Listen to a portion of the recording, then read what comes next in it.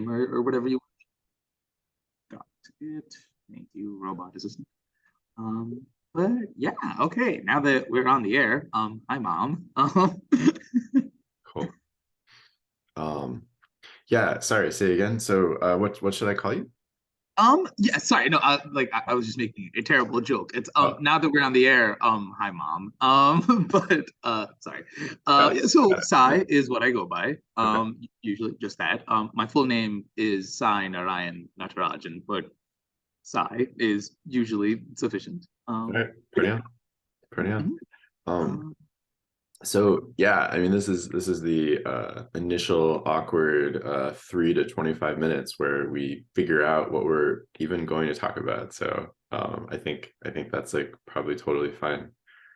Um, and yeah, feel free to um interrupt if you want to take things somewhere. I'll go Um, for it. Just because I'm curious, like yeah. you've probably done. Actually, I don't know. I should ask. You maybe have done a couple of these at this point, and so prior to this, and so I don't know. Like you might a structure may have emerged from some of the conversations with the other folks or something, and so I don't know. I'm curious. Like, No, no, there's no structure yet. Kind of, yeah, just sort of the way it goes is we just kind of like poke around the edges until we find something that we both like light up about. And then we, just kind of talk about it. And the nice thing about the editing is that all of this like initial fumbling or whatever, a bunch of we can just like chop out. So yeah, it'll look like we, not, yeah. Anyway. blocks right Um, into it, like fluid as podcast hosts, right? Like, yeah, like you would yeah, never know.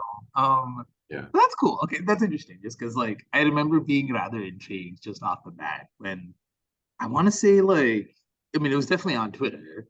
I don't like. I guess I'm curious. Like, what was the motivation for this whole thing? Like, in the first place, right? Like, kind of because I follow your Twitter account, obviously, and like I've seen some of your writing on meditation and so forth. Is that literally your Twitter account's name? Like meditation things or like Meditation stuff. Yeah, meditation stuff? Okay, well, close enough. it is close. Yeah, It's pretty close.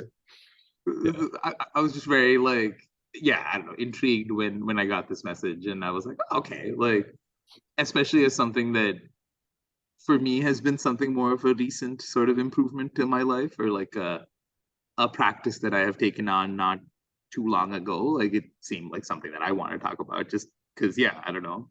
I guess I'm curious, like to pick a topic and just go with it. I guess like how slash when slash how did you kind of find your way to like meditation and stuff? I guess I'm curious.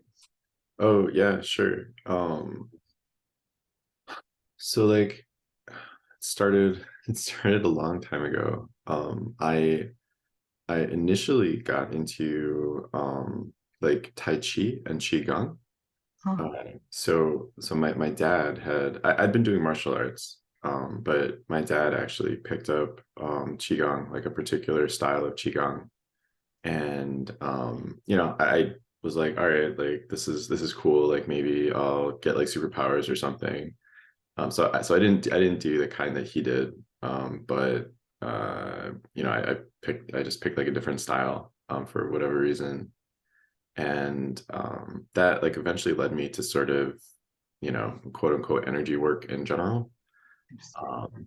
And so there was a particular author, Robert Bruce, whose material like I don't exactly recommend, because of the like I don't know, for many reasons, and also like tell me I can speed this up and slow it down too, like just yeah. Like um, go at your okay, pace. okay, Like take your okay. time. I have no feedback thereof. Like yeah, you're good. Like Okay. Yeah, yeah. If seriously though, like if you get bored or anything. Um, and so there was kind of a crazy thing. Like one thing that was really cool about this author was that, he said, if you do this, you'll experience this. And so like I followed his instructions, and I experienced something immediately. I experienced something that I'd never experienced before. So like at least then it was like a completely new qualia field or whatever. And I was shocked. And so that over time, that experience became like very, contextualized very differently. But it sort of started me on a path of like kind of like empiricism driven kind of exploration. Right. So like I would look for books where the author would say something like, if you do this, you'll experience this.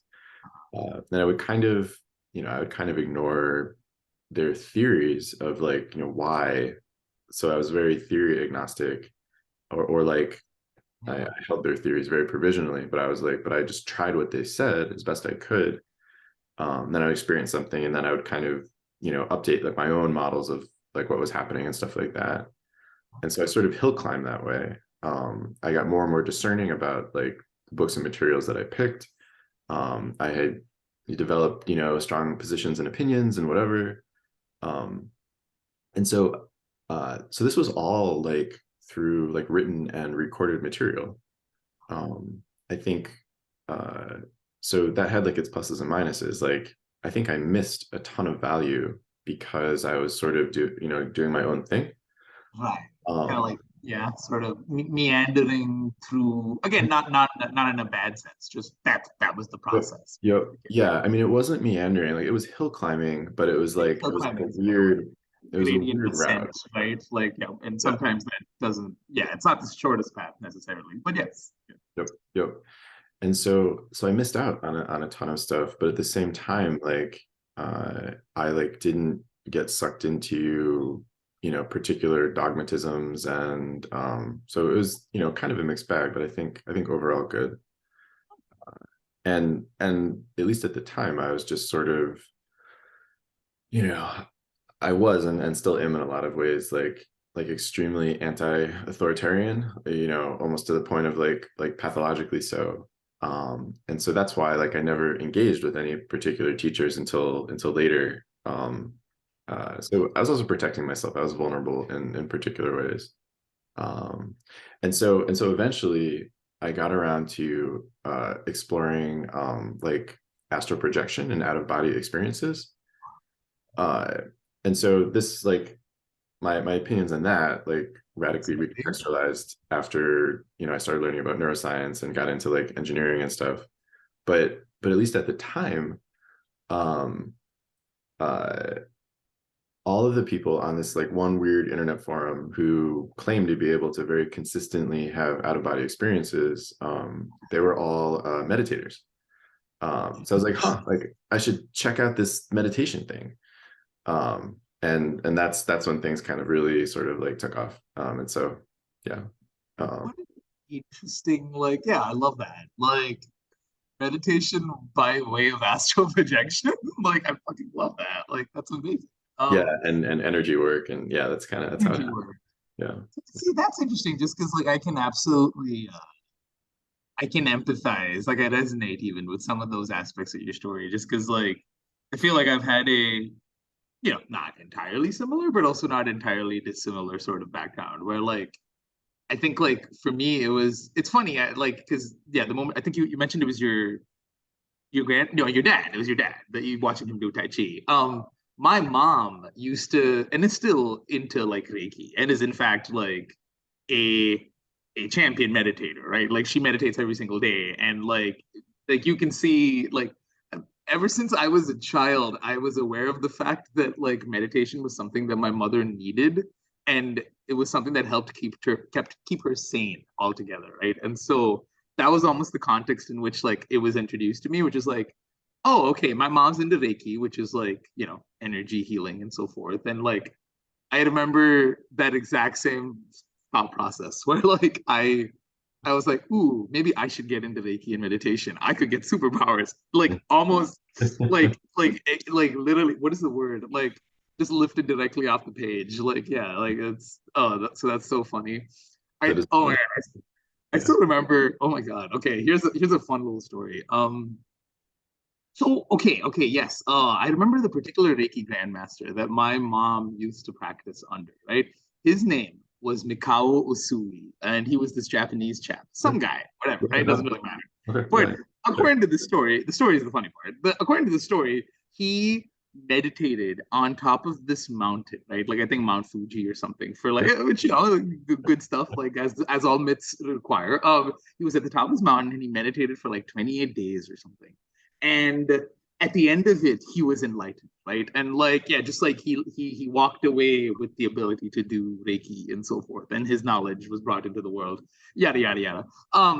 I remember hearing that story, being charged up and being like, okay, I'm gonna meditate for 28 days. And by the end of this, gosh darn it, I better have superpowers.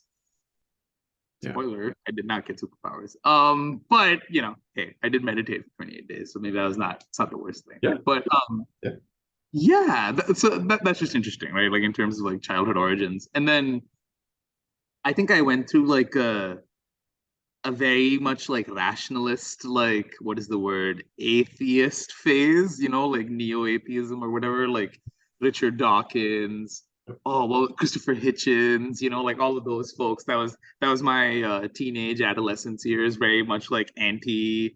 I don't know, like I don't want to engage with any of the religious bullshit that my parents are pushing on me, right? And so my parents being like pretty orthodox Hindu, and so yeah, that was kind of my teenage years. Very strongly kind of gravitated away from any kind of belief in I guess what is colloquially known as woo, right? Like yeah, like any kind of woo stuff usually used to make me be like, like I don't know, like give me a weird vibe. And so I think, oh sorry, but No, no, I was just gonna ask, like, uh I've I've been more exposed to Abrahamic religions and like Abrahamic cultures, Judaism and Christianity. I grew up in like a culturally Jewish household. And there's a way in which like I think like Judaism and Christianity and others are sort of like spiritual, but like maybe not, but tend to be less mystical. And if those distinctions even make sense. And I was wondering if like you sort of grew up like a little bit steeped in almost like mysticism or esotericism, or was it still like pretty, I don't know, exoteric or something? that's a great question, just in terms of like context, right? Like something to think about. I want to say, like broadly, yes, in the sense that like Hinduism still revolves a lot around like what is the word even, right? Like I guess like ritual is the best way to describe it, right? Which I guess I don't know is not like so is church. Like if you're a Christian, you go to church, you do mass. Like they have all of these symbols and like rituals that represent the core of that, right? Like that religion. But I would say that like for Hinduism, like I think whereas possibly most people, again, I am extrapolating because I'm not a Christian, I do not know, but I venture a guess that Mhm. most people in the West who are, like who descend or like are part of any kind of Abrahamic religion, probably nowadays understand that like it is not meant to be taken literally, right? Like in the sense that you are not actually drinking the blood of Christ. It is a it's a metaphor, right? I think in Hinduism we still take that shit very literally, like in that like it's very much like viewed as like when you are when, like to pick an example, right? Like every morning my mom would like have this like little morning. So we call them puja. So Pooja is the is the what is the word, anglicization, regardless. So yeah, right, like these are morning rituals that you basically do every day to kind of like get the day started and like kind of sort of make a little offering to all of your deities in your little home temple setup. And so it was really interesting to see, right? Just because like all the way from like little intimate home based rituals like that to like us actually visiting like these temples that have been built like thousands of years ago, every step of the way it very much felt like, oh, as a person who engages with this, you are sort of expected to take it at face value as opposed to like necessarily like kind of understanding that there's a metaphor here, right? Mhm. Where like it's very much like a one-to-one belief that like, oh my God, okay, here's another great story. This is how literal our understanding, and in a way almost materialistic, our, when I say our, the Hindu understanding of religion is. There is a temple in somewhere in India. I think it's in South India. That is so. Do you know of the elephant god Ganesha? I'm fairly sure you've seen that image. There Mhm. is a temple called the Visa Ganesha, as in like visa, as in like the immigration visa. And so you are supposed to go to that place and pray specifically for the purpose of receiving a visa. If you say applied for like an H-1B or like an F-1 visa in the States, Mhm. that's a temple that is specifically up reputed to like work for that thing, which Mhm. is like on the face of it patently absurd, right? But like that's I guess what I mean, where like we're very much still rooted in like mysticism, I think, and like less metaphorical about our religion. Yeah. And so I don't know. I guess yeah, that answers your question. That was a bit of Okay. a ramble, Yeah, but no, yeah, totally, totally. I actually want to come back to that later, because it might have an interesting shape of a conversation. So in any case, like you went through like you said like an atheistic or like rationalist phase, or indeed, indeed. And so that was high school all the way up until college, I guess.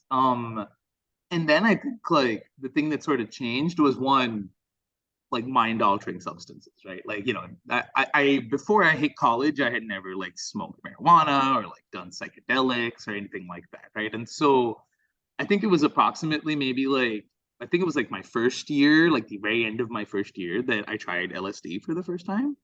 And that was kind of like a sea change almost entirely, right? Like everything just got upended after that, where like yeah, like it very, I mean, this is not an uncommon Mhm. proposition, but very Mhm. much it feels like there's a before and there's an after, right? Like you do your first psychedelic or whatever. And so, yeah, like I think that was sort of the phase at which like I started to open back up to like the possibility of not like purely empirical modes of thought, Mhm. right? I guess where it's like because that was sort of where I was at, where like I was very much like in a I need to be able to see it and touch it and read a paper about it in order to believe it, right? And so, which is not even necessarily a bad way to live, I Mhm. guess. It's just that it was where I was at that point in time. Yeah, I think it protects against a lot of bad stuff, Right. culturally and personally. So yeah. So which is an interesting thing to think about, right? Like really, yeah, like it's not a bad way to live life. It is a little closed off in that, like, quite necessarily you are sort of almost rejecting certain branches of thought or trains of thought entirely, almost on the base of a premise, as opposed to allowing yourself to engage with them. But whatever, like it's fine. And so, but anyway, that not being the point. Yeah, started doing psychedelics.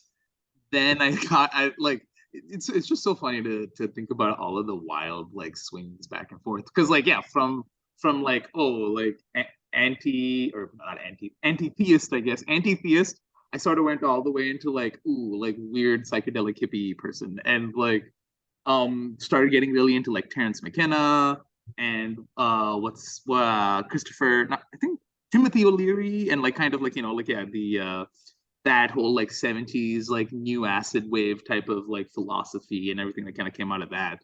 Mhm. And that was interesting, even though I no longer like strongly, I guess, like believe a lot of those assertions, like a lot of the stuff that Terrence McKenna says, for instance, is really fucking out there, right? Especially now when like I'm not constantly like fucked up all the time. But I do love it, right? Like to be very clear, I unironically love it and want to. Sure, It's just I sure, don't know if I can. And so that's the thing. I would love if there were little machine elves like somewhere in a D&T hyperspace. Like that would be amazing. sure. Yeah, that would be pretty cool. That'd be pretty It'd cool. be fucking cool, right? Like, unironically, come on, like, who wouldn't want that? But anyway, Agreed. so, um, but yeah, I think that was all of my college years, Okay.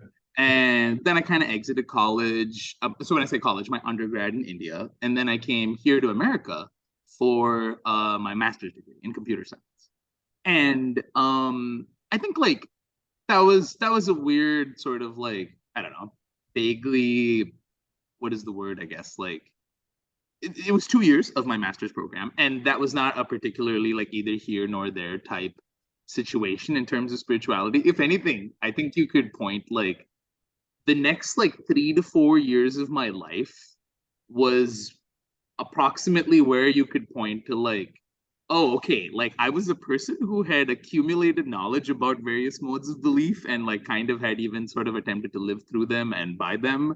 But at that point in time, I was just sort of a person that didn't really have any particular belief system, right? I just sort of lived my life, and there wasn't really anything that I particularly hewed to or believed in, right? And so that kind of continued in up until like last year, literally, right? Where like, and that's sort of where meditation enters the frame, where like I started seriously engaging with it again because like last year, in fact, I even made like a tiny video essay about it, like which if you're curious, like I can send you, but it's like 5 minutes long. But basically, I went through a really traumatic breakup a year ago, right? And like I was sort of completely just beside myself. Like I've been through breakups before, but like that one was for whatever reason like particularly hard, and like it kind of like hit me in a way because prior to this, I've also been like dealing with like anxiety and like kind of like like not like overly intense depression, but it's been a thing that like kind of has cycled through at various points in my life, especially kind of in that phase when I was in my master's program and it was just like super stressful. It's just always work all the time. And then like exiting that, trying to find a job, careers being stressful. It was like a kind of mounting, accumulating kind of toll type of thing, right? And I didn't have any mechanism by which to regulate it. I had started going to therapy, and that helped in that it helped me sort of like at the very least externalize some of my thought processes, right? And not like identify with them as strongly. But like I didn't have a meditation practice, right? Like up until a year ago. And so basically, yeah, to kind of come full circle, I guess.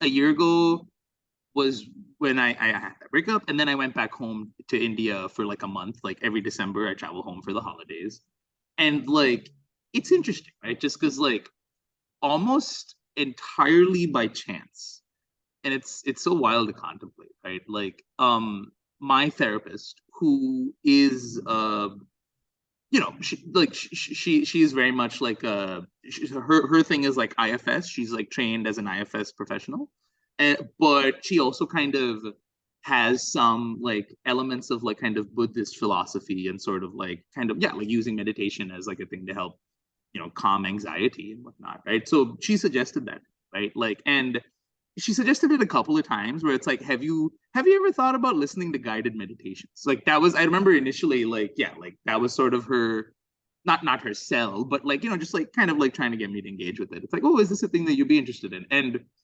initially I remember being somewhat resistant, just because guided meditations were a thing that my mom did like ever since like like yeah like and she still does. So a part of me was like, like I don't want to do this thing that my mom does because will that make me like a weird woo believer or whatever? Like it's just it's like it's this weird like it's this weird rejection of a thing, right? Like protection that of some weird inner identity that I had concept of. But yeah, like so I just sort of wasn't really like taking those like taking that on the face of it, but the breakup happens, I go back home, and I find myself with just like an insane amount of free time on my hands and just like all of these thoughts on my mind. And it just got to a point where I was like, one day, I remember it was my sister's daughter, so my niece's first birthday party even. And it was great. But it was also really loud, and there was just so much family, and there was all of these people, and I had just like literally it'd been a week since I'd like broken up with this girl, and I just needed to go sit in the room and be in the quiet, and I could feel like tears welling up, right? Like it was a moment. And out of nowhere, I remember that my therapist had mentioned this lady. Her name is Tara Brock, right? And yeah, she's like she is a Buddhist philosophist, or not Buddhist philosopher, a Buddhist philosophy teacher slash like meditation guide. And so she had suggested like, oh, she's on Spotify. Why don't you look her up and check out one of her meditations?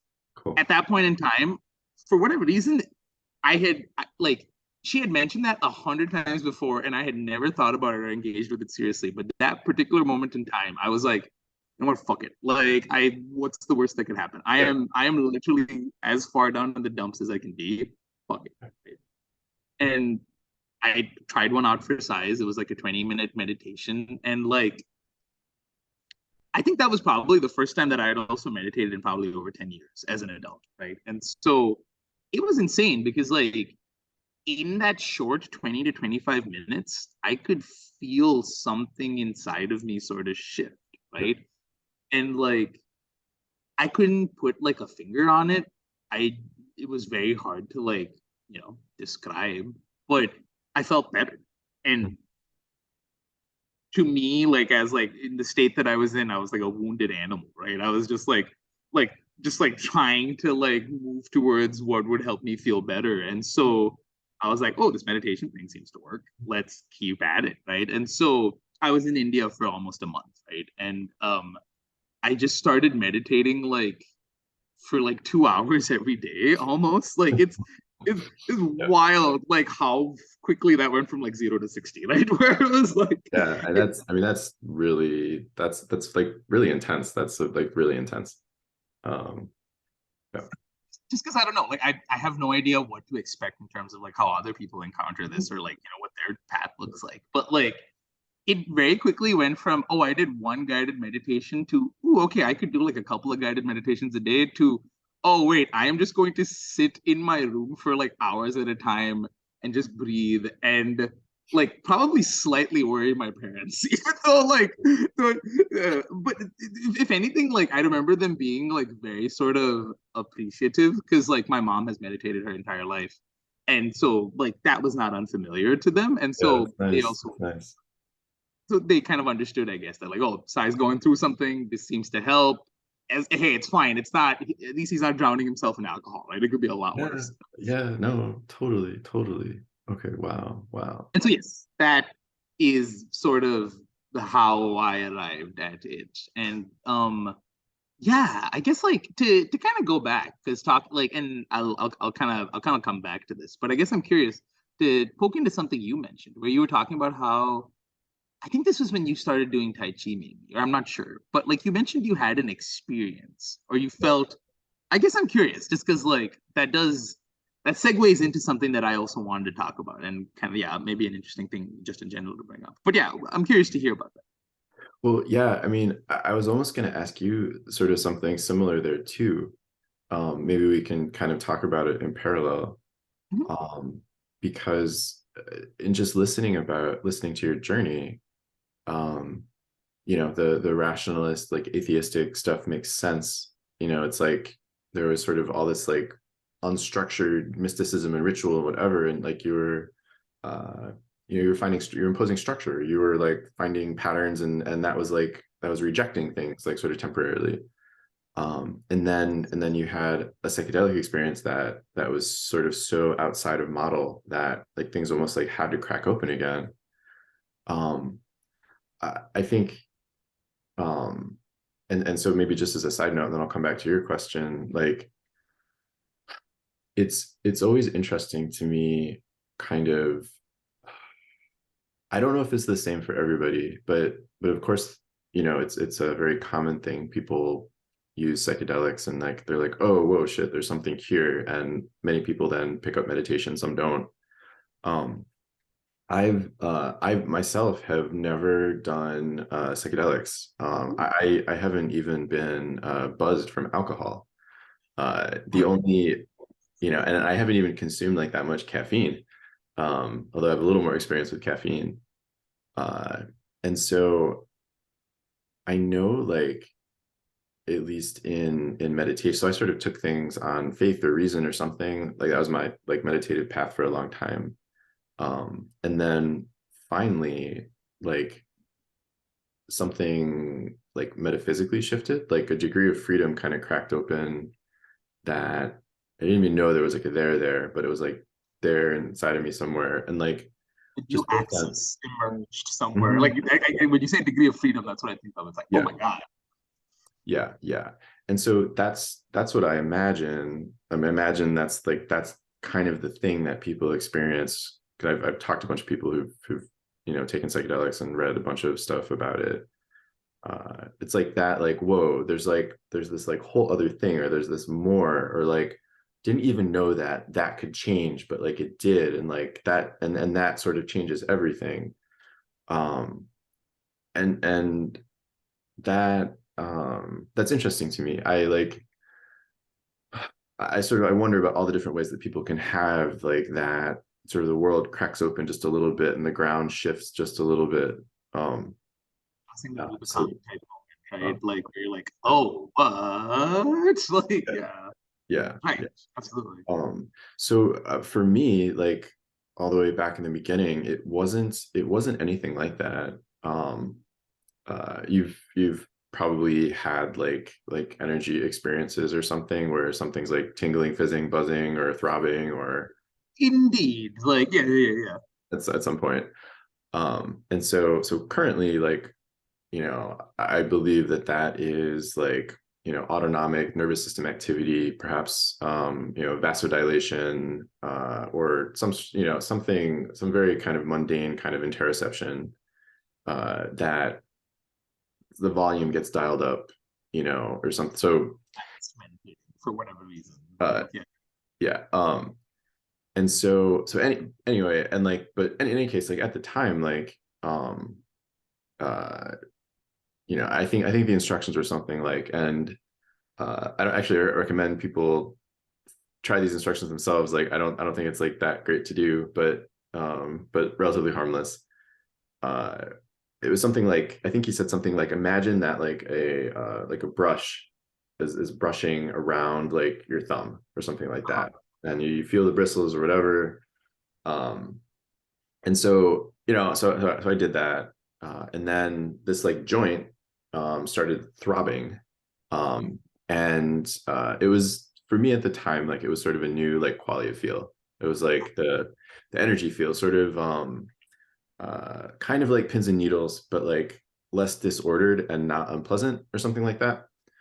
Like, not like in the way that like, oh, your leg hurts when you stand on it after you're numb. It's just like, oh, this is it's kind of tingly in a good way. I don't know how else to say. Yeah, Yep. Yep. And so like, and so at the time, like I didn't, I was like, all right, like is that ki, chi, like, whatever is the energy. And I was like, huh, like, even if there's like not energy like flowing through the meridians of my body, this is like me in high school, like something interesting is going on here, and maybe like somehow it is either confers or is correlated with like superpowers or something. ah, I Uh, love like I love the thought process of like teenage Mark. This is yeah, adorable. yeah, Maybe this yeah. is correlated to superpowers. It's not directly causation. Like if it doesn't, if Yeah, it's not causation, maybe we can lean on correlation. That's great. yeah, yeah. Um, but, But yeah, but continue. like it wasn't, yeah, but like it wasn't like super metaphysical. It was nothing like kind of a super mundane meditation experience or like a psychedelic new access experience or anything. But like that was enough. That was enough. I was like, whoa, like you can do things, you can take action with respect to yourself, and then unexpected stuff happens.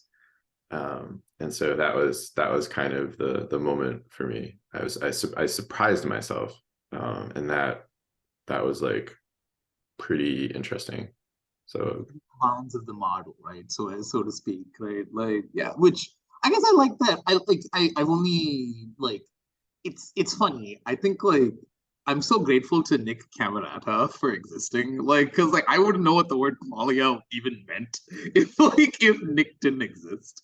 And like it's so interesting, right? Just to think about that, where like, yeah, this is it's not just that this is a new experience, it's almost like it's a new category of experience, right? mhm. And so I guess that's I don't know, like from my limited understanding of what the word qualia actually means. But that's super interesting to hear, Mark. And like I thank you for sharing that. Like, Yeah, totally. because yeah, like we're I don't know, like for everyone, I guess like there's that for as you say, I guess like and I'm curious just like to take a step back and sort of examine some of the stuff that you mentioned about talking to other people. Like that seems to be a common is, I guess this is a question, I shouldn't assume, is that a common thing where like often people will people will encounter something that disrupts their model, let's say, of like the world as is and the things that can happen and their bodies and so forth. A new qualia experience, a new access experience, I kind of like that phrase. And then that sort of prompts them to like look outside the box, I guess. Like, is that a common enough thing? Like, Yeah, I assume so. Like my, you know, my data set is sort of in the hundreds, but like, okay, um, but like, but uh, but even so, like I'm almost drawing from the adult development literature to some extent. It's almost a cliche or just a model, possibly even like a formal academic model, where if people are too overwhelmed by like their life problems at like a current level of ego organization or whatever, they'll either like regress, they'll retreat, they'll give up kind of resources and capability to like maintain long-term stability, or over, if I'm remembering this correctly, like or over a period of like 5 or so years, the system reorganizes the meaning making system, the ecosystem, something, and it's, I think, characterized by like a greater degree of behavioral flexibility and resilience and capacity for organizing information and sensations, and so like and then like they have a whole new set of problems, even though some problems are sort of solved. And nice. so I think this is like Keegan, Lovinger, um, Cook Greater, and probably a bunch of other people, as well. Uh, Some of those things, but like I'm not like acquainted with like behavioral psychology in any real way, I guess. But like that's interesting though, just because I don't know that I've ever heard that stated quite so nicely. Like, which is like, yeah, given an environment and a certain amount of stimuli, typically you have two choices, either to adapt or to retreat, I guess, right, into a safer set of circumstances that aren't as overwhelming or stimuli, I guess. And so that's really interesting. And I guess like in your view, is this almost like an extension of that phenomenon wherein like if people are put into like I don't even know what the word is, like model defying experiences for often enough and they're able to kind of stick through it, that sort of just leads to an expansion, I guess, of what the model can accommodate for, right? Like, which I guess I don't know. Like, it's not. It's funny because I guess like stated another way, this is just oh yeah, like people learn things. Like that's basically what that means. no, But no, I love this. I love this. Yeah, I was actually gonna say like a really similar thing. Like, I believe like meditation or whatever is sort of like optimal learning. So meditation is sort of altering the sensation stream, to kind of cause like the optimal thing to happen with the system that the system is trying to do anyway. And like the rules of the game don't change. Proteins are still getting synthesized, like synapses still work the same way. So it's in a certain sense, it's really like a software change. But it's like it's as lawful as like revising your beliefs about what political candidate you favor or something like that. It feels weird because our beliefs and our anticipations like affect our perceptions. So like things can get really really weird and things like fundamentally reorganized. But I do think that meditation and adult development, it is I agree, it's like just learning, and to be like a little more accurate, it's like unlearning and learning. um unlearning previous modes of thought, previous like I don't know, like habits, previous assumptions even that you made about who you are and kind of how you conduct your life or how people are just yeah how their actions sort of are interpreted by you, I guess. Because which yeah, like I guess that's an interesting segue, right? Just because I would say like oh also just to briefly touch on something that we talked about because like it's interesting just talking about like experiences as such, right? Like I see Nick talking about like I think the jhanas all the time, right? Like I don't know if that's how they're said, if that's how that word is said. It does feel like it's a Sanskrit word or something. So part of me is like, wow, I should know how to say this. But anyway, so like it's fine. I'm a fake Indian at best. But what was I saying? Yeah, just because like it's really because do you have you read the work of Sasha Chapin? A tiny bit, a tiny bit. He wrote a book review of my meditation book thing. So Hey, yeah, that's dope. yeah. Like that's super I've read cool. some Like, of I mean, it. that makes sense. It's cool to see like this kind of overlap, right? Love Teapot, love to see it. Like, but yeah, just because the the closest account that I can describe of what kind of occurred to me after like a month of sustained kind of meditation and just like yeah like 2 hours every single day, right? Like minimum. And so that was sort of the conditions that I needed in order to proc, I guess, like this experience. And it sounds kind of like the first jhana. Like I see, I don't really know because I don't have any understanding of what that even means. I just read Sasha's post, which I forget exactly which one it was, but I think it was I forget which one exactly. I'll try to I'll try to pull that one up and like kind of circle back on that just so that you have that as a reference.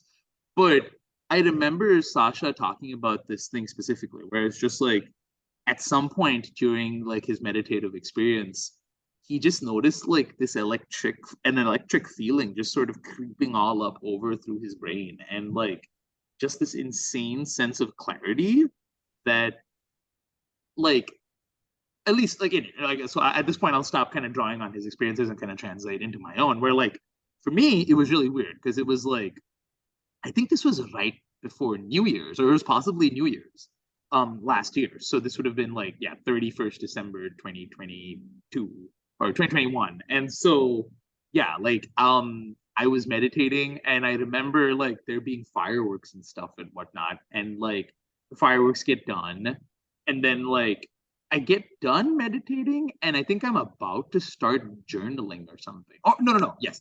I get done meditating. And all of a sudden, like, I sort of feel like, yeah, like this, like, weird, almost like it's like rising up through my spine and into the front of my brain, like into my cerebral cortex or whatever. And it's just like, it literally felt like my brain was lighting up, right? Yeah, It's like, there's some there's some Kundalini flavor in there too, probably. Yeah. Okay. All right. I see. I don't. I like. I've heard of Kundalini meditation or something, right? Like that's a thing. Like I don't really know what that means either. But yeah, like that. It. I am someone that has done a decent amount of substances in my life. Let me tell you, boy, howdy.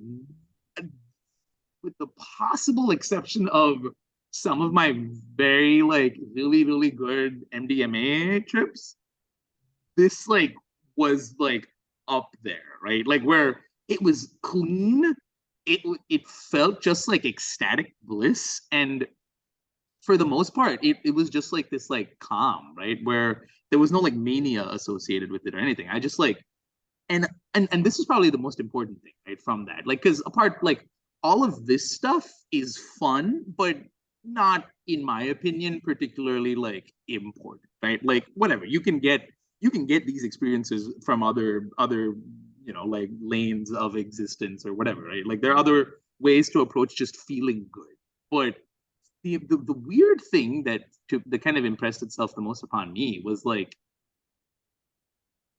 I felt on a fundamental level that like I was connected to everything in the universe. And like it was different from almost like even the psychedelic sort of like, oh, I am melting into the fabric of the universe, where it's like it because it's not like ego death, where which like some experience with that, where it's just like, oh, the walls are melting, the concept of who I am is melting, all this stuff is sort of like pulling itself apart. That's ego death, where it's like, oh, I am a puddle on the floor. I have no idea who I am anymore, right? It's a very different thing from that, where it felt like I was very aware of myself. I had like complete retention of my identity and my ego, but it still felt like at that moment, like, oh, even with that knowledge, I can sort of see like how I fit into the fabric of everything. And moreover, how everything is like connected to me, right? And it was probably one of the most profound experiences I've ever had in my entire life. Yeah. Wow. Cool. Cool. Uh, uh, yeah. There's there's a few points to make in there. Maybe like, first of all, I think the old school like Ken Wilber or like integral literature, calls that like a peak/peak experience. So peak as in PEEK, like you've peaked something, and then peak as in PEAK, as in like, yeah, right, right. Um, and yeah, I think, like I would say from, my limited perspective, like it's kind of a taste of, possibly this like distorted through like a dark mirror, possibly not, of like, just the way things really are, or like something like that, or like a piece of it, or like a, a partially confused version of it, or not, depending on like the particulars. But anyway, yeah, it sounds like a really, as you said, like a really profound experience. And like, uh I was gonna say like for like the jhanas or whatever, and I'm probably not pronouncing it correctly either. I should just say like, I don't teach jhana. I messed around with them just to make sure that I got a little data from it, and I was just like, all right, like gonna put this to the side. um I'm more of a like custom altered states, like as needed, throughout the path. um but I was gonna say like, in order for them to kind of be like a thing, in order for them to kind of more likely to kind of survived as like a thing like throughout history, if they were sort of attractor states, like, um one would expect that uh people would like accidentally kind of fall into them. Otherwise, like, why would they even sort of be a thing or whatever? So they have to be like natural or quasi-natural. In the sense that if if they were more common, they'd be more commonplace, and people would encounter them more often, and there wouldn't be necessarily, let's say, like, I don't know, around jhanas, there's a bit of like a, I don't know, it does very much like, I mean, I remember that Slate Star quote. Did you read that Slate Star quote exposed about, my God, like, you were so mad. Like, and again, understandably so, right? Like, I'm not saying you're wrong, or like, very much I can understand why someone would look at that and be like, "Oh, this is bullshit," right? Like, and so completely understandable. Like, and I would probably have that opinion if it hadn't happened to me. And so I don't know what to say. But like, I guess back to your point, which is that like, I guess I don't know what the word attractor state, or like what the term attractor states mean. Oh yeah, I just mean like, all things being equal, if the context is right, there's like a tendency or a likelihood or like a pull, towards like, it's almost like there's like a basin. Like if you leave something alone, it's going to start sliding in the direction of the attractor, or like the bottom of the bowl or something like that. So I just mean like, uh, if you kind of get the conditions right, which could be, meditation or quiet or something, uh, one time out of 1,000 or something, someone's going to find themselves in like light jhana, even if they don't know what it is or what to call it. And that's, so like, and I think this is true kind of like all of meditation or whatever. Like, it has to be, this is maybe a separate point, like it has to be discoverable for it to like be a thing at all or something like that. Like there can't be a discontinuity in a certain sense. Right. Like, oh, I see. Yeah, okay. Like, coming from math, I have a little bit of a math background, so I know Yeah. what you mean. Like, yeah, it's like a spline, right? Like, if you're attempting to like, kind of get the gradient, like, there's not a certain point at which like it is now discontinuous, right? Like, it's for every step of the way, for assuming like it's like a function space or something, right? Like, there is a given output, and it's almost deterministic to some degree, Yep. I guess. Like, yeah, that's interesting to think about. Yeah, It, yeah. it would be wild if it was that like if it was that, I don't know what the word is, robust, I guess, if there existed such so robust a framework by which you could understand that, that would be amazing. Mm-hmm. Yeah, I mean to break things apart, I think Ken Wilber did this all, back in the day into like states and stages where jhanas are states and then like enlightenment type stuff are stages. Uh, I think they're both attractors. So you have some kind of phase space. The jhanas are local minima or local maxima or whatever. And I think that enlightenment, in some sense, depending on how defined, is a global minimum or maximum. Uh, and uh, yeah, I don't know. Yeah. Which is wild. Like the Buddha gradient ascended his way all the way up to enlightenment. Yeah. What a chat! What a Yeah. chat! There, We needed that like agreed, thousands of years agreed. before we had any of this shit. Like, No, I agree. I agree. He found a gradient. He found some kind of feedback loop. And then he walked in the right direction, as it were, which involves like a lot of surrender and effortlessness and like anyway, but like yeah, he moved through a state space of like the all possible states the mind could be in. He found a way to traverse that, and he figured out kind of which direction was better versus worse. And yeah, very high dimensional space, of course. And even though it's like a continuous space, it is it's not a metric space. I don't know. It's very wrinkly. I don't know. There's probably some good math concepts in there. Yeah. in the sense that it's very much not like a linear space or something where like things are like easily extrapolatable along like a straight line, right? Like it's yeah, like it's all over the place. And so, but that's really interesting to think about, right? Just because like I don't know, to take a slightly different tack, right? I guess like because if I like broadly speaking, something interesting that I started thinking about, like, because that happened a year ago, right? And like since then, I've been meditating pretty consistently, not nearly as intensely, not ever really for like, because again, I was back home in India. I was not working, like I had just taken the time off, and so I had a shit ton of time just lying around, and so I had the freedom to meditate for like 2 hours a day. Obviously, coming back here now, I do not have that time anymore, right? And so nowadays my practice mostly consists of like 20 minutes in the morning, 25 minutes in the morning, and then maybe if I've had a stressful day, I'll do like evening meditation or something at max like an hour a day, right? And so I should note that like I've not had any jhana type experiences or whatever you want to call those since then, but it's very much not been like and I should say this just because like particularly like I know that I have a type of like an addictive personality, and so I tend to get like quickly hooked on things. And so, but it's interesting because like I've never even thought about like how to reproc that experience, I guess, apart from just, oh yeah, that was nice. It'd be cool if that happened again.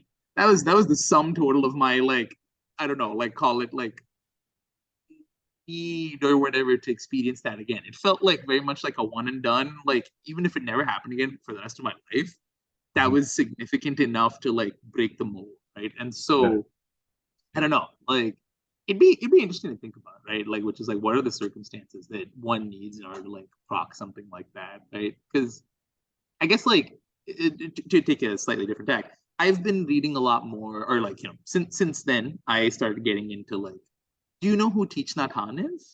Mhm. Yeah, well, yeah, he's the Vietnamese kind of Buddhist master, and so he recently passed away. But like, I started listening to this podcast, "The Way Out Is In," where they talk about like, sort of like, I don't know, right? Like, yeah, kind of like that school of Buddhist philosophy and so forth. And I find that kind of very appealing. It's also just really nice to listen to. But it is interesting because I start thinking about now where it's like not like I guess I don't want to become like someone who starts I don't even know what the right way to say this is, like a missionary for meditation or whatever, so to speak. Like it's like, oh, I don't want to become one of those people that like is like, oh, have you tried meditation? Like like an advocate or whatever. Like mostly because I feel like it's very hard to like. I've tried a couple of times with some of my friends who've literally come to me and been like, hey, Sai, this meditation thing that you're doing, it seems kind of cool. Tell me about it. And they seem very much like they're in similar, perhaps, states of like distress or anxiety or depression, and they're searching for something that can help them sort of engage with this, right? And I try my best. I'm like, here are some resources that worked for me. Here's a couple of guided meditations from Tara Brach and some stuff you can read to help you get started. And then like I kind of just like I take a step back because I don't want to like, tip my hand too much one way or the other there or be like overbearing. Yeah, So no, because I think it is really challenging. Like one of the first things is that, maybe of course, like different types or styles of meditation, at least on the front end, work better and worse for different people, because we're all kind of starting different places, and like we all kind of process language a little bit differently. We all sort of like, hold like instructions like a little bit differently. And so, something that makes complete sense to somebody, or at least seemingly makes complete sense, like to another person will be gibberish, and someone will try one set of instructions and like it like, won't work at all. Another person will have like a really good experience and be hooked. And I think there's like a danger component as well, where it's for someone who's in distress or like overwhelmed or something. Meditation is not necessarily like the best thing for them to be doing. And even if it's like sort of, kind of like light meditation, there's a saying, and I'm not exactly sure where it came from, like better to start, like if you start, better to finish. uh and like for some people, they could just meditate for 10-15 minutes a day for years, and it's like a little bit of like stress relief, and like it's a little more resilience. And another person could, follow instructions for like 5 minutes and then just kind of be like massively dysregulated and like not have like a way to get back, and then uh would have to like sort of slowly like kind of climb back to some sense of normalcy, or like they have to go into meditation deep end. This is like sort of the worst case scenario. this is an interesting tap altogether. Also, just because like it definitely bears mentioning because like you know broadly speaking, every experience of meditation that I've seen, both like with my eyes and like both for me, has been very much like positive, right? But I did hear, I think I read about someone on some post talking about meditation. I think it was someone responding to Nick about something. They were like, they linked to an article where somebody was chronicling their own experiences about something they called the dark soul of the night, or like the dark night of the soul, the dark soul of the night. Wow. I got I like that. I'm gonna use that for something anyway. yeah, the dark soul. I mean, yeah, this is the dark souls of meditation. Wow, that's terrible. But yeah, no, I guess is that kind of that broad category of like those types of experiences what you mean, right? When people have like I, negative reactions, say. I think there's a bunch of different stuff. I don't use that concept or idea kind of natively like in the stuff that I teach. So I want to be careful like not to appropriate it or misuse it or something like that. But I think there's like a bunch of different stuff that can happen. I in general put this, I call it like non-monotonicity. So like if you're a math guy, like if you have like a monotonic function, Uh-huh. I think, if you go along the x-axis, like it like only goes up, or like it can go Right. sideways and up or something, but like it never goes down. I vaguely remember like kind of the graph. It's like this weird. I don't know if I'm confusing that with like asymptotes and like that curve family or whatever. But broadly, okay, like Yeah, sketch the picture out. Assume I understand. yeah, Right. yeah. It just gets better. But I believe that meditation, like at least in general, is a non-monotonic process where, and multidimensionally, like things very often get worse before they get better. And so like they do get better than they've ever been, but to get there, things have to sometimes often have to be worse. And if this is happening like on a lot of different axes, like for a long time, there's like always something broken somewhere. And if you think of a person as like sort of a, I don't know, like a well-oiled machine, where if kind of one thing's a little out of whack, then the whole system is like sort of, you know, does kind of worse. It's yeah, it's like, you know, it can be kind of crappy for like a long time for some people, depending on their life situation. And so I think I'm trying to think if I can say anything responsible about the idea of the dark night of the soul. I'm like, I think I'll leave that to the people who sort of teach it or whatever. If I don't say anything, whatever. But yeah, that's, I think of like non-monotonicity when I think about, you know, better not to start if you start, better to finish or something.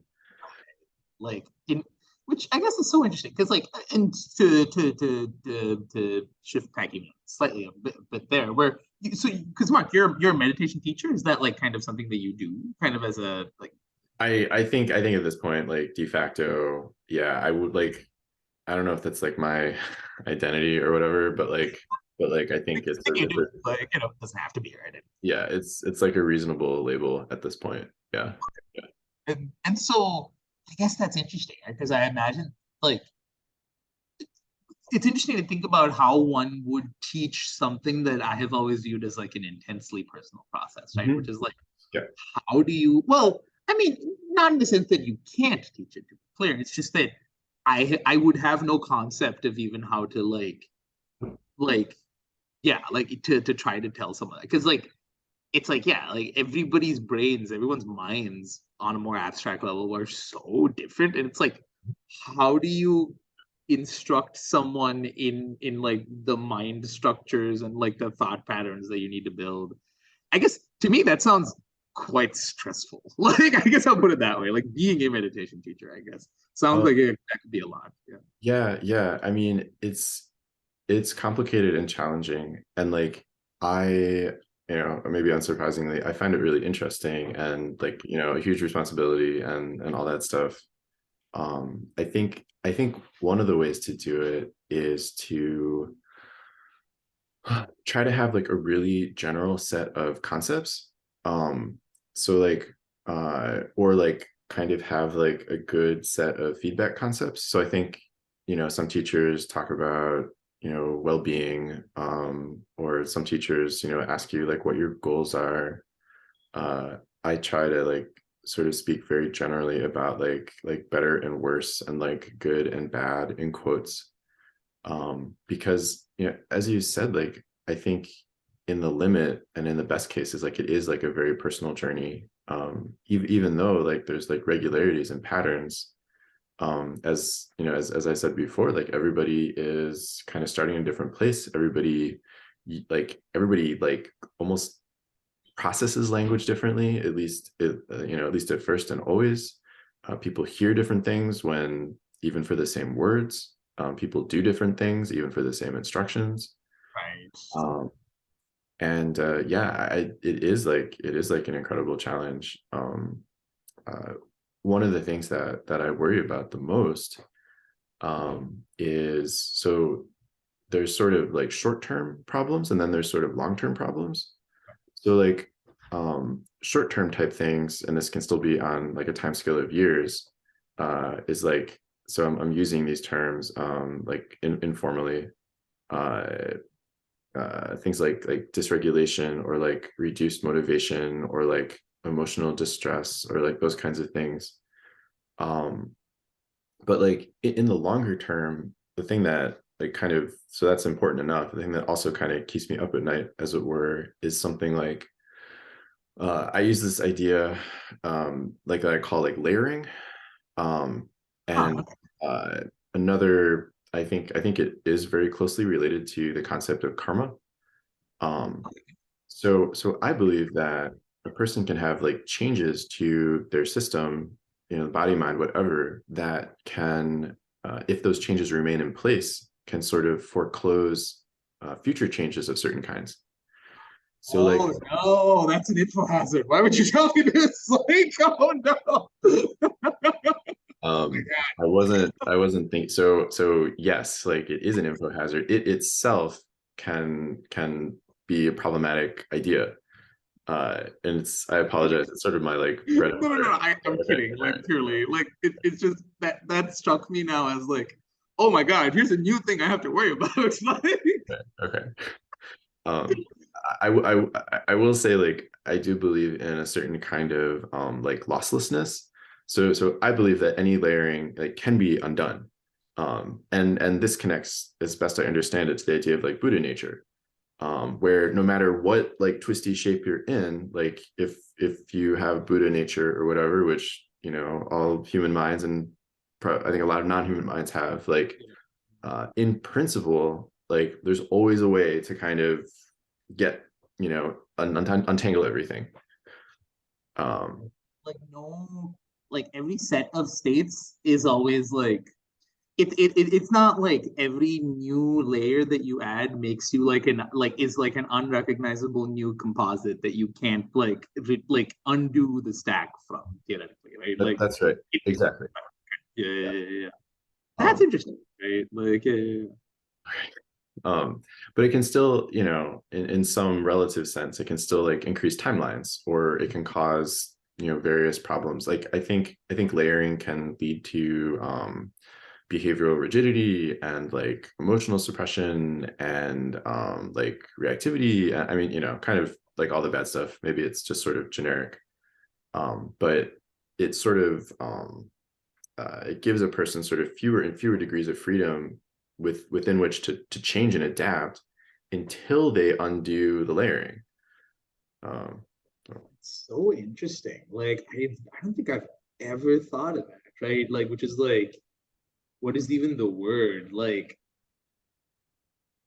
it's not quite related, but like it's this, I think there's something that Rude tweeted about at some point, which is like symbol fatigue or something, right? Which is that over like a long enough time, if if you just apply that same concept to like a person, right? Like I think he was talking about in context of like America, like an empire or a civilization or something. But like, yeah, like if you accumulate enough bits and pieces of an identity and then those sort of close around you, I guess, yep. like is functionally that, right? It's like layering. And now you're at this point where you have fewer degrees of freedom because you were more constrained by those things that you kind of necessarily work to accumulate, right? Like it's not even necessarily say that that's a bad thing. It's just that it is what it is, right? And you kind of need to acknowledge that, I guess. Yeah, it's a developmental stage, like it, layering or constraints allow people to function. I sort of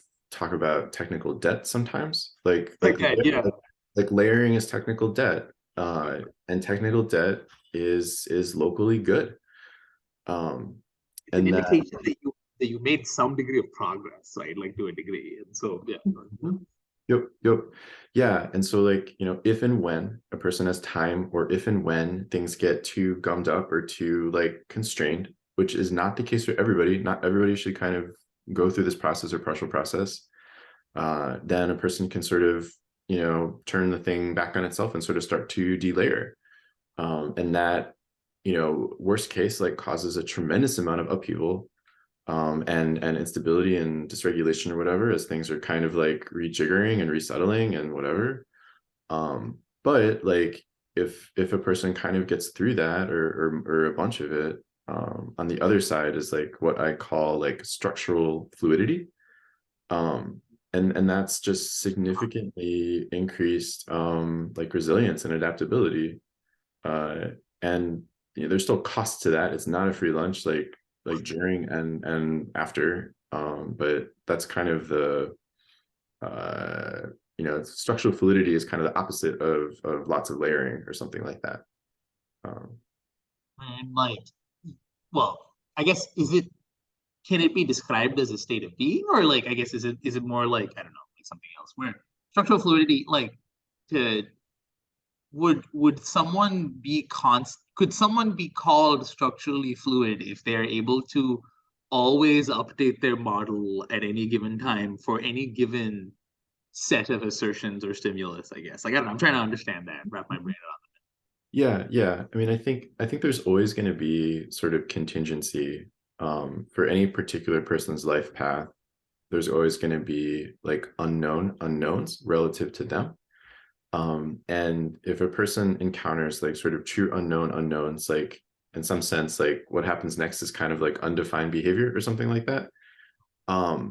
But like all things being equal, like like yes, like a person will be able to metabolize relatively surprising, relatively intense, relatively fast, relatively painful experiences better than someone who's less structurally fluid. But it's very contextual, it's very like topic and situation specific. But just in general, like across the board, with always being exceptions, like a structurally fluid person will be like more resilient. And in some ways less resilient too, like if they're sort of more sensitive to, it can be like it just depends. It depends on a lot of stuff. It depends on a lot it. of There's a stuff. lot of things.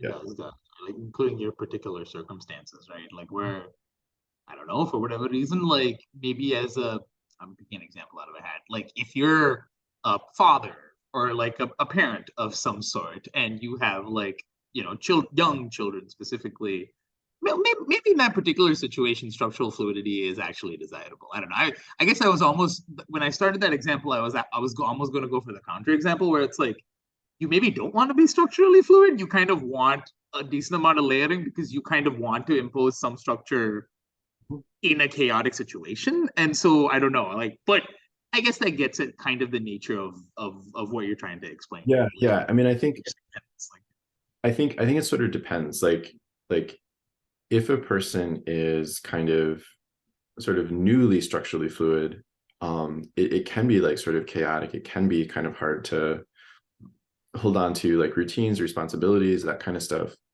But it's sort of like uh, after everything like kind of settles, then there's sort of a spontaneous order that kind of arises, where but like you sort of have to like give it time to like let it like settle itself.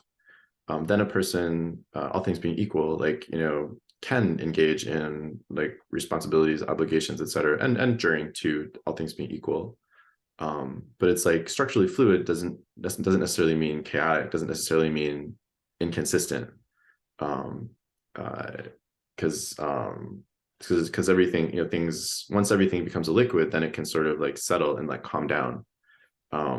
Whereas I'm just sort of a lot of analogies and metaphors flying around, but yeah. I suppose, like, like I like to think of there there's this quote, I think it's by Bruce Lee. It's one of my favorite things. It's like him talking about like be like water or whatever. It's very much like, I don't know, at this point it's very kind of cliche, but I love that saying. Like It works on a lot of levels. I mean it's a cool saying for a reason. I don't know. I think it's cool. I think it's cool. yeah, say like I am exactly like, I'm also a weeaboo, and so like I'm very much like that's the exact, like, I don't know, I'm the demographic for that kind of saying, like, for that way. But yeah, so all is very interesting, like just to kind of take all of that in stock, right? Where I'm trying to think, I think I had a specific point, which I think I was trying to drive towards, but yes, I think that was it. I guess with regards to like talking about like layering, and also an earlier point that you mentioned, which is that like sort of like these new access type experiences, right? Like typically what someone needs at some point in their life is something to happen that, well, okay, actually no, like this so because that's more genetic. I wanted to be more specific, which is something that I've noticed specifically on psychedelics is very much like what feels like a sped up version, let's say, of like a layering unlayering Mhm. process, right? Yep. Yep. Where, which I guess, I don't know, this is probably not an unfamiliar topic, like in you've probably encountered some reading or literature on this, right? Where like, yeah, people will often self-report that it's like, oh yeah, it's like layers of myself being progressively peeled off as you're kind of, you're peaking and you're going into it. And then as you sort of come down, like they build back up, right? And so I guess like meditation is in some sense like it's never like I will never not be endlessly fascinated by how much overlap there is, I guess, between those two realms of like, whatever you want to call them, like psychotechnology, right? Like I think that's what the kids are calling it, psychotechnology nowadays. But yeah, like it's really interesting to hear, I guess, even anecdotally from you, that like a lot of, maybe not all, but a lot of the people who have done psychedelics have gone on to experience like, or at least try meditation at some point in time in their life, right? Where, yeah, because I guess inherently it implies like a degree of curiousness about your inner experience and kind of wanting to, just understand that, get to grips with that. So I don't know. Like I don't necessarily know that I have a point there. It's just that like when you were talking about layering and like unlayering, I guess like that was the closest analogy that I had in my mind, which is Yeah. just No, so. no, it's meant to be like phenomenologically evocative language, not just functional language. And I think as my understanding, like people do have those kinds of experiences or experiences reminiscent of that, like while using psychedelics. Um, I think so. Uh, this is just my current position. I could be wrong. I think that what I want to say here. Oh, I think that psychedelics are sort of less directed, um, uh, can sort of necessitate like cleanup and kind of are kind of off on like sort of weird axes that are sort of less principled than like if someone is like systematically meditating or something. And I think I, It's I chaos almost yeah. necessarily. Like, yeah. Mhm. And I think that someone who is sort of a dedicated meditator will kind of almost have to like go back and like clean up all their psychedelic experiences eventually. I kind of Um, agree. Where like it doesn't necessarily feel like, but yeah, I mean, I don't know, like the programming analogy has served as well. But it's like psychedelics are like C sharp, where like this they're very good. They're quick and easy, dirty paths, but they also use garbage collection. So there's a lot of garbage that gets left in. And so yeah, no, meditation, that's a great analogy. Yeah, I it use is. similar language sometimes. I use similar language. But like all that being said, like it for some people it gives them like confirms or shows them that like there's a there. There's a there um there. I think in cases of like acute trauma or chronic stuff, if the person just for whatever reason can't meditate, is not going to meditate, I think psychedelics are potentially incredible tools for therapy and healing and that kind of stuff.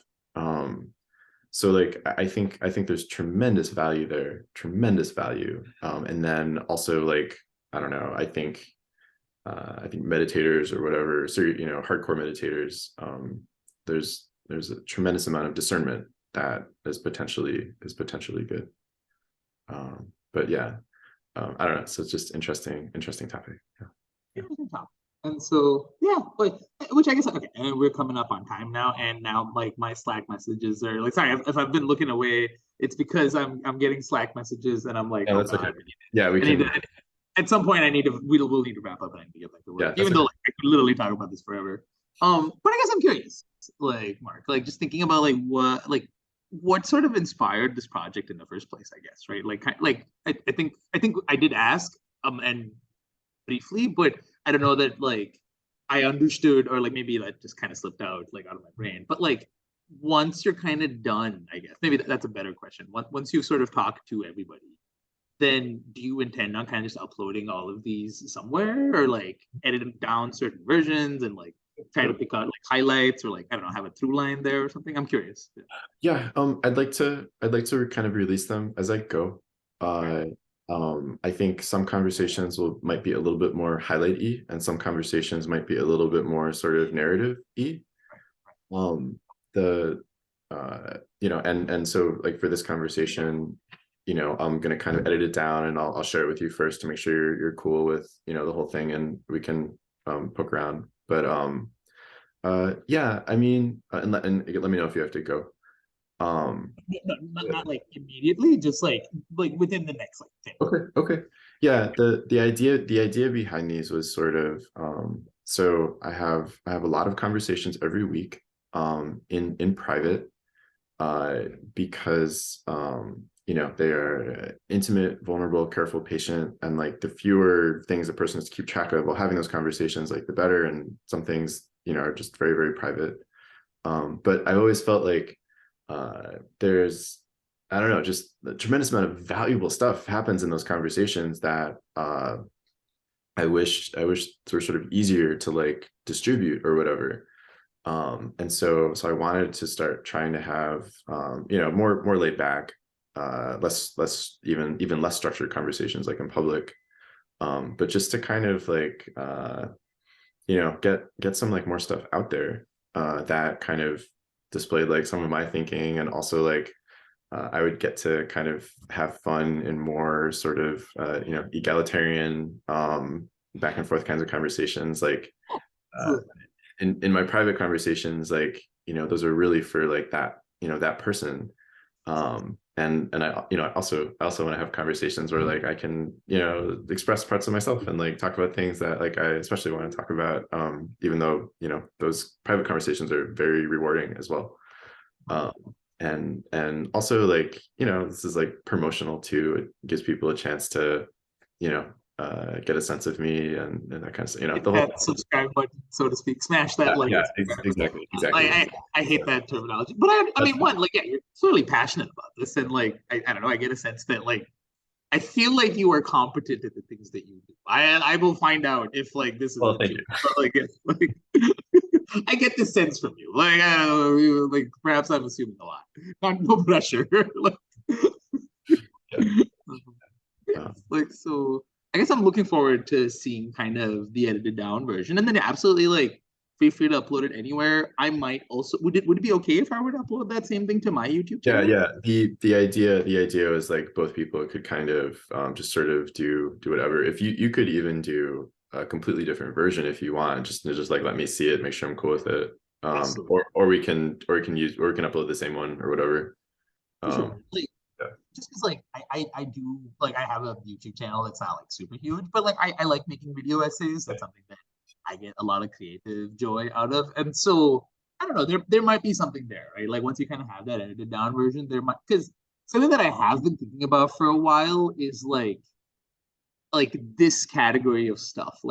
I think, oh, I remember the other day I was stoned and I had this idea. It's like, what the fuck is a qualia anyway? Like, yeah, that like it's something like that, right? Like trying to like break down all of I know, this and stuff. I mean, yeah, and I just like like in the time we've left, I'm like I want to be like, there's no such thing, there's no minds, like experiences, like this is like terminological and philosophical, like I'm just like and like that's like the kind of stuff I want to like get like angry about or fight up about or something.